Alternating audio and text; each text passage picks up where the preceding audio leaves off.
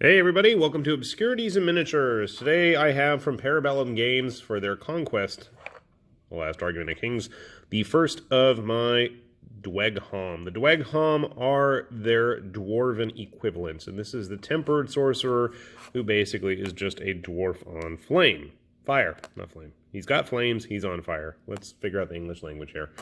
So anyway, really cool artwork, which I've really liked so far from Bellum, and the model looks interesting too. Not as cool as the artwork, but, you know, sometimes it's hard to match that stuff up. Inside we have the QR activation card, and I love these boxes. They're nice and handy for putting models on. And then there are the actual model parts themselves. This guy is a resin release as opposed to the plastic troop sets.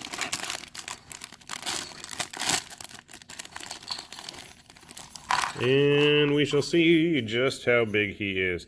So, one big criticism that's often aimed at Conquest is that the models themselves are a little bit larger than the typical other fantasy figures you might have. So here is a human from Conquest, and here is the body of our Dweghom friend.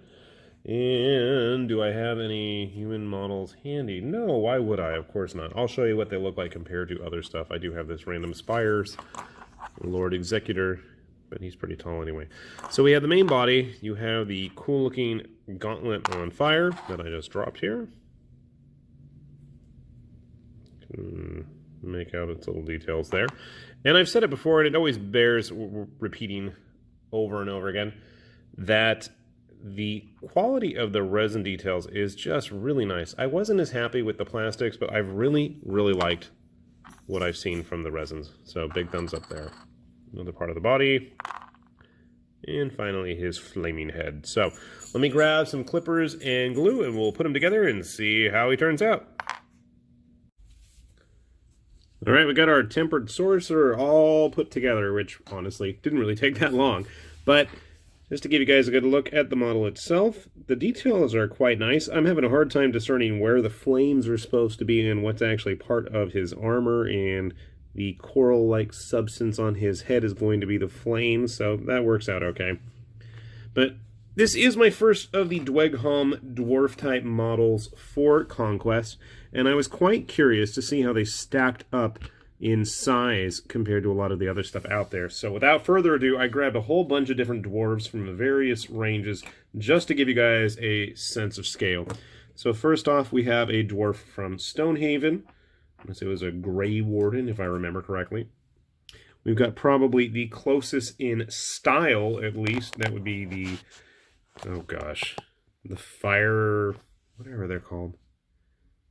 Dude, I just totally forgot what they're called. The fire dwarves. I don't remember.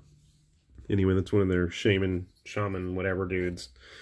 And with some Caradon overlords and a regular traditional GW cogsmith engineer in there. So you can see probably out of everybody, our Stonehaven friend here is going to be the most diminutive. Let's see, we can squeeze a couple more in here. Let's take out our Fire Slayer, that's it. To get a more regular Slayer, that's the old Mantic Berserker. An old Keltos Dwarf. And a Dwarf from Durgan Paintforge in Italy. I think it was Italy, pretty sure it was Italy. So you can see he's definitely on the bigger side of things, and it's not just because of his hair, obviously his hair, because if we're going to put into consideration things like mohawks and stuff on the Fire Slayer, you see here he's almost incomparable in size. I think he'd fit in okay with modern GW models.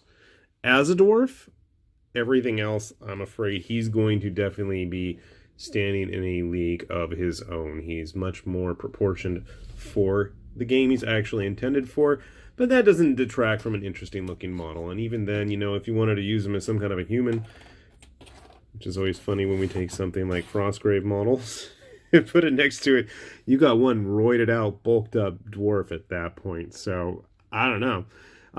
Could make for just an interesting mage in Frostgrave period. I mean, that's kind of where I'm headed with it. I don't know if I'm going to pick up an entire Dweghom army for Conquest. We'll see what things look like as they get into the bigger, crazier dragon-carrying cannon stuff like that. But that should be the other way around. Cannon carrying dragons makes a lot more sense than cannons carrying dragons. Anyway, so that's where I am with this. Interesting model. Hopefully I can get it painted soon, and we'll give it a look, see how he is once he's done. But that's about where they stand. I'm assuming he's probably about average height for a Dweghom from Conquest. So keep that in mind as you make your purchases in the future. With that said, this is High Lord Tamberlane with Obscurities and Miniatures saying thanks for watching, and hopefully we'll see you back here soon with us. Bye-bye.